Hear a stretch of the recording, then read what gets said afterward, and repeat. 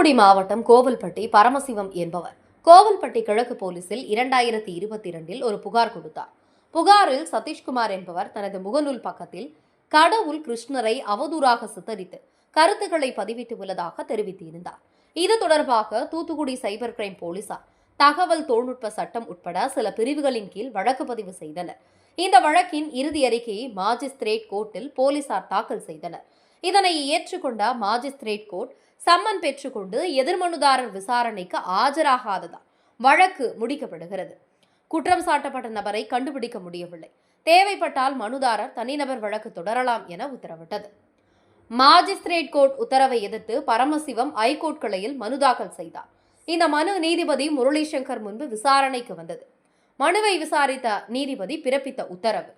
இந்த வழக்கில் போலீசார் முறையாக விசாரணை மேற்கொள்ளாமல் முகநூல் தரப்பினரிடமிருந்து தகவல்களை பெறும் வகையிலேயே தங்களது விசாரணையை தொடர்ந்து உள்ளனர். சம்பந்தப்பட்டவரின் முகநூல் பதிவில் அவரது கல்வி பின்னணி, பணி விபரம், குடியிருப்பு மற்றும் புகைப்படம் உட்பட போதுமான விவரங்கள் உள்ளன. போலீசார் இவற்றை சரிபார்க்கவில்லை. அதற்கான விளக்கத்தையும் வழங்கவில்லை. சட்டம் ஒழுங்கு பிரச்சினையை நல்லிணக்கத்தை சீர்குலைக்கும் வகையில் பதிவு இருந்த போதும் விசாரணையை போலீசார் முறையாக தொடரவில்லை. இறுதி அறிக்கை இயந்திரத்தனமாக தாக்கல் செய்து உள்ளனர். கடவுள்களை அவமரியாதையாக சித்தரித்து மக்களின் உணர்வுகளை வேண்டுமென்றே புண்படுத்துவதை நியாயப்படுத்த முடியாது. இத்தகைய செயல்கள் பகைமையை தூண்டும், மத கோபத்தை ஏற்படுத்தும், சமூக குழப்பத்தை ஏற்படுத்தும். மத சின்னங்கள் மற்றும் தெய்வங்கள் மீதான ஆழமான நம்பிக்கையை கருத்தில் கொண்டு அவமரியாதை என்பது சமூக அமைதியின்மைக்கு வழிவகுக்கும். கருத்து சுதந்திரம் என்பது மத உணர்வுகளை புண்படுத்துவதாக இல்லாமல் இருப்பதை அரசு உறுதி செய்ய வேண்டும். கோபியர்கள் ஆற்றில் குளித்துக் கொண்டிருந்த போது பகவான் கிருஷ்ணர் அவர்களின் ஆடைகளை மறைத்த கதை பெரும்பாலும் குறியீட்டு கதையாகவே உள்ளது. அவர்களின் ஆடைகளால் குறிக்கப்படும் பொருள் என்பது உலகத்தின் மீதான பற்றுதலையே குறிக்கிறது.